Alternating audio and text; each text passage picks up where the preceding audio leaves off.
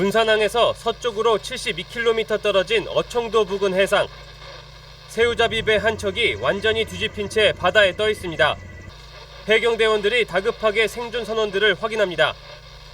사람 수대로 두드려주세요. 네 명. 지금 특공대 서둘러서 오고 있으니까요. 살 수 있으니까 조금만 잡아주세요. 이렇게 어선이 전복된 지 2시간 반 만에 선원 4명은 무사히 구조됐습니다. 네 번째 생존자 구조 완료. 네 번째 생존자 구조 완료. 사고는 조업을 마치고 항구로 돌아오던 새우잡이 배가 바지선을 끌고 가던 예인선 밧줄에 걸려 전복되면서 일어났습니다. 선원실에서 자고 있는데 다쳤고 배가 뒤집어져.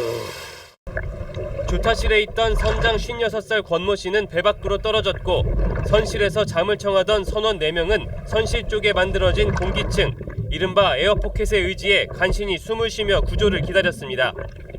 2시간이 지나 가슴까지 물이 차오르는 절박한 상황에서 구조가 시작됐지만 선원들은 연장자부터 빠져나갈 수 있도록 양보했습니다.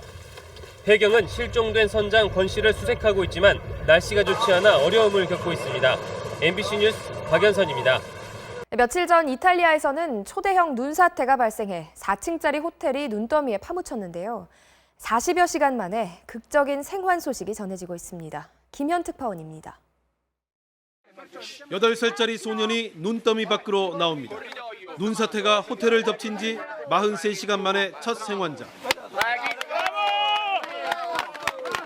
소년의 어머니도 살아 돌아왔습니다.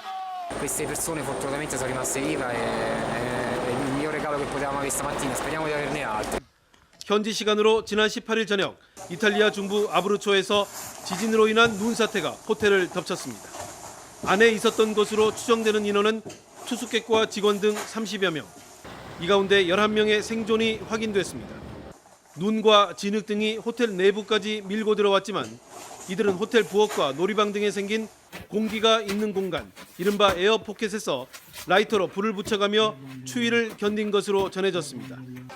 어린이 4명을 포함해 지금까지 9명이 구조됐지만 4명은 시신으로 발견됐고 20명 가까이는 여전히 실종 상태입니다. The snow is more than 5 meters. The situation is difficult.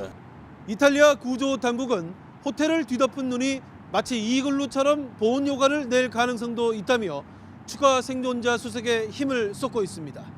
파리에서 MBC 뉴스 김현입니다. 경주 앞바다에서 뒤집힌 어선에서 40시간 만에 선원 1명이 그야말로 극적으로 구조됐습니다.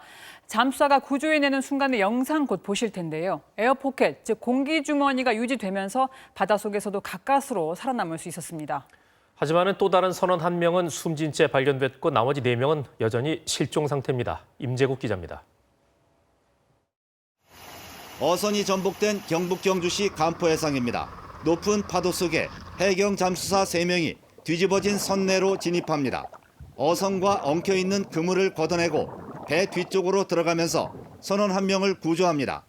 기관장으로 추정되는 한국인 선원이며 의식이 있는 상태였습니다. 지난 19일 어선이 전복된 지 40시간이 지나 구조된 겁니다.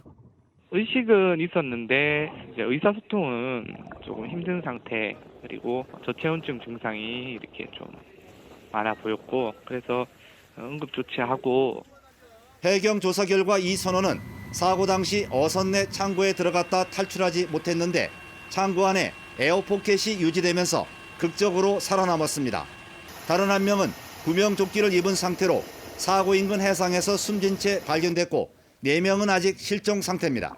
전복된 선박 주변에 저희 어망과 어구가 넓게 떠다니면서 얽혀 있어서 실종자 수색에 큰 어려움이 있었습니다.